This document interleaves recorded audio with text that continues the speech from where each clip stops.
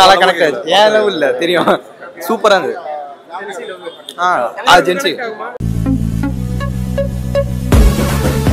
சூப்பரா இருந்துச்சு. எந்த அளவுக்கு சாட்டிஸ்ஃபைடா இருக்கு? ஓகே, நல்லா தான். என்ன எதிர்பார்த்தோம் அது இருந்துச்சு. ஃபுல்லா என்டர்டைன்மெண்ட், லவ் பண்ண அந்த மாதிரி தான் இருந்துச்சு. நல்லா என்ன சொல்ல வராங்க? இந்த ஜாதி விஷயம் தான், சாதா அதே டாபிக் தான். இந்த ஆனர் கில்லிங்லாம் பண்ணுவாங்கல்ல, அதை வந்து ரொம்ப டெப்தா போகாம லைட்டா அது என்டர்டைன்மெண்ட் இதுல எப்படி காமிக்க முடியுமோ நல்லா காமிச்சிருந்தாங்க. இல்ல, முந்தைய படம் டிராகன் லவ் டுடே மாதிரி இல்ல, அதுக்கெல்லாம் கம்பேர் பண்ணும்போது கொஞ்சம் கீழே தான்.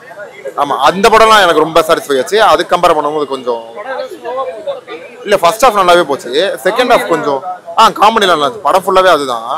ஃபர்ஸ்ட் ஹாஃப் நல்லா இருந்துச்சு, செகண்ட் ஹாஃப் கொஞ்சம் இழுத்துட்டாங்க ஆக்சுவலா. ஆமா, அவருது நல்லா இருந்துச்சு. ஃபர்ஸ்ட் படம் தான் தமிழ்ல, அவருது நல்லா இருந்துச்சு. மியூசிக் நல்லா சூப்பரா. அவங்க பேர் நல்லா இருந்துச்சு. பிரச்சனை இல்ல, யங்ஸ்டரோட எல்லாருமே பார்க்க வேண்டிய படம் தாங்க அது. ஆமா, ஃபேமிலியா. ஆமா, அதுவும் ஒண்ணு. ஆமா, இந்த ஜெனரேஷன் பசங்களாம் எப்படி இருக்காங்க, அந்த பிரெக்னன்சி அதெல்லாம் நீங்க படம் பாத்தீங்க, அது ஸ்பாயிலர் பண்ண வேணாம், அது நீங்க பார்த்தாலே நல்லா தான் இருந்துச்சு. டியூடா நல்லா இருக்கு, ஓவராலா நல்லா இருக்கு. ஃபர்ஸ்ட் ஹாஃப்லேயே முதல்ல கதை முடிஞ்சிருச்சு. செகண்ட் ஹாஃப் வரைக்கும் எதுக்கு எடுத்துட்டு போனாங்கன்னு தெரியல, சீக்கிரமா முடிஞ்ச மாதிரி இருக்கு. ஃபர்ஸ்ட் ஹாஃப் சுத்தமா லாகே இல்லை. செகண்ட் ஹாஃப் கிளைமேக்ஸ்ல ட்விஸ்டும் இல்லை. ஓவராலா பார்க்கும்போது ஓகே தான், ஆவரேஜ். இல்லை, ஆமா, முன்ன ரெண்டு விட இது கொஞ்சம் லைட்டா டவுன் தான் கதைப்படி பார்த்தா. மியூசிக் ஓகே தான், ஆவரேஜாக தான் இருந்தது.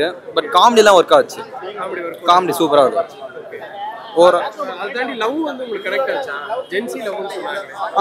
நல்லா கனெக்ட் ஆயிடுச்சு. ஏன் லவ் இல்ல தெரியும், சூப்பரா இருந்தது. ஜென்சி 90s கனெக்ட் ஆகும். கண்டிப்பா கனெக்ட் ஆகும். படத்துலயா அது கதையே ஒரு மாதிரி சொல்ல முடியல, என்ன பண்றது, ரொம்ப ஒரு மாதிரி அசிங்கமா எடுத்துருக்காங்க. ஓகே தான், பரவாயில்ல. நல்லா இருந்துச்சுன்னா உண்மையாக நல்லா இருந்துச்சு. ஃபர்ஸ்ட் ஹாஃப் ஸ்டார்டிங் இருந்து செகண்ட் ஹாஃப் முடிஞ்சு கிளைமேக்ஸ் முடிகிற வரைக்குமே படம் வந்து சூப்பராக இருந்துச்சு. Different love story. இது வந்து நம்ம ஜென்ரலாக ஒரு லவ் ஸ்டோரி கிடையாது, டிஃப்ரெண்ட் லவ் ஸ்டோரி.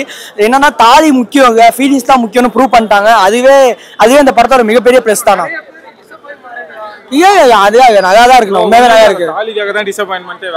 அந்த டிசப்பாயின்மெண்ட் ஏன்னா ஒரு பொண்ணுக்காக நம்ம எவ்வளவு பண்ணாலும் பத்தும்.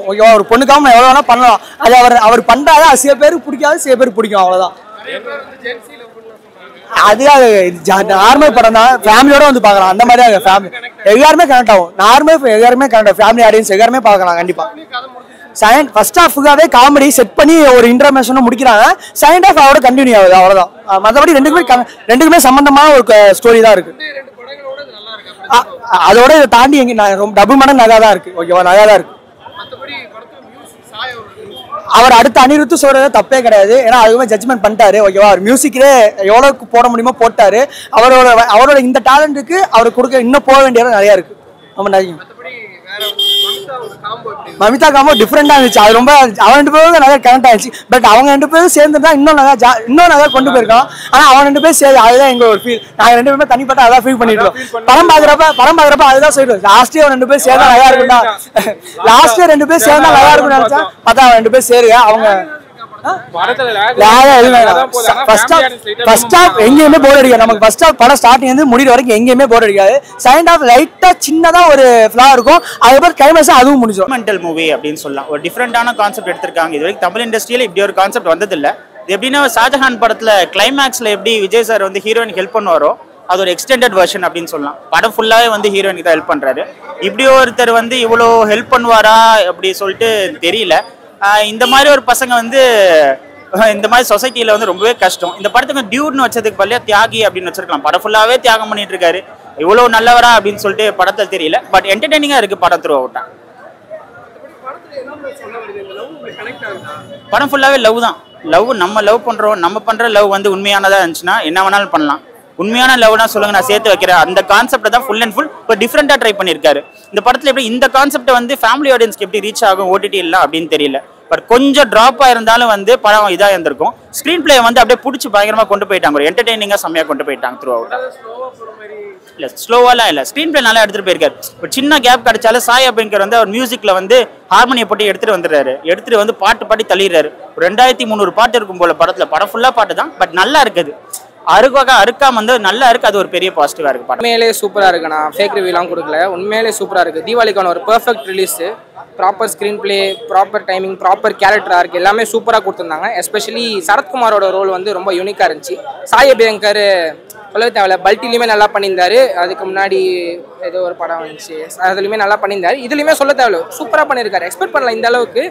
லைக் நம்ம அந்த அவ பேச்சவ மூச்சவன ஒரு பிஜிஎம் இருந்துச்சு, அதுதான் போட்டு அடிச்சிருப்பாருன்னு நினச்சேன். பட் இந்த ஊரும் பிளேட் வெர்ஷனை வந்து ஒரு மாதிரி ரீமிக்ஸ் பண்ணி போட்டிருக்காரு இன்டர்மிஷனில். அது ரொம்பவே சூப்பராக இருக்கு, ரசிக்கும்படியாக இருந்துச்சு. அப்படிலாம் சொல்ல முடியாது. ஒரு ஃபுல் 3 ஹவர்ஸுமே அந்த கதை இருக்கு, ஸ்டஃப் இல்லாமலாம் இல்லை, எல்லாம் கதைலாம் இருக்கு. ஆனால் அந்த இன்டர்மிஷனில் வந்து ஒரு மாதிரி ரொம்ப எலிவேட் ஆயிரும், ரொம்ப பிடிச்சி போடுது இன்டர்மிஷன் சீன். அதனால மேபி செகண்ட் ஹாஃப் பார்க்குறவங்களுக்கு சில பேர் இன்டர்மிஷனோட இது ஸ்லோவாக இருக்குமோ, ஸ்லோவாக இருக்காது, கொஞ்சம் கம்மியாக இருக்குமோ தோணும் எலிவேஷன். மற்றபடி மூவி ஃபுல்லாகவே இதாக இருக்குது. எந்த சீன் எடுத்தாலுமே அது ப்ராப்பராக இருக்குது. ஏன்னா படம் 2 hours 20 minutes தான். இதுக்கப்புறமும் ட்ரிம் பண்ணி எடுக்கணும்னா படத்தில் எதுவுமே இருக்காது. கண்டிப்பாக வந்து பாருங்கள், பிரதீப்போட ஆக்டிங் சொல்லி ஆகணும், வேறு லெவல் ஆக்டிவ். மனுஷன் மூஞ்சிலே சிரிக்க வைக்கிறாரு நம்மளை, சரிங்களா. அப்புறமா பார்த்தீங்கன்னா கீர்த்திஸ்வரனோட டேரக்ஷனும் சரி, ஸ்க்ரீன் பிளே சரி, ரைட்டிங் பார்த்தீங்கன்னா பீக்கில் இருக்குது. கண்டிப்பாக வந்து ஒரு அப்கமிங் டேரக்டர்ஸ் வந்து இந்த படத்தை பார்த்தாங்கன்னா ரைட்டிங்னா இப்படி இருக்கணும் அப்படின்னு தோணும். கண்டிப்பாக அந்த மாதிரி இருக்கும். ஒரு ப்ராப்பர் கமர்ஷியல், ஒரு ப்ராப்பரான ஃபிலிம் கமர்ஷியலாக எடுக்கணும்னா அதுக்கு எக்ஸாம்பிள் டியூட் தான் சொல்லுவேன், சரிங்களா. மமிதா பைஜு பயங்கரமாக நடிச்சிருக்காங்க.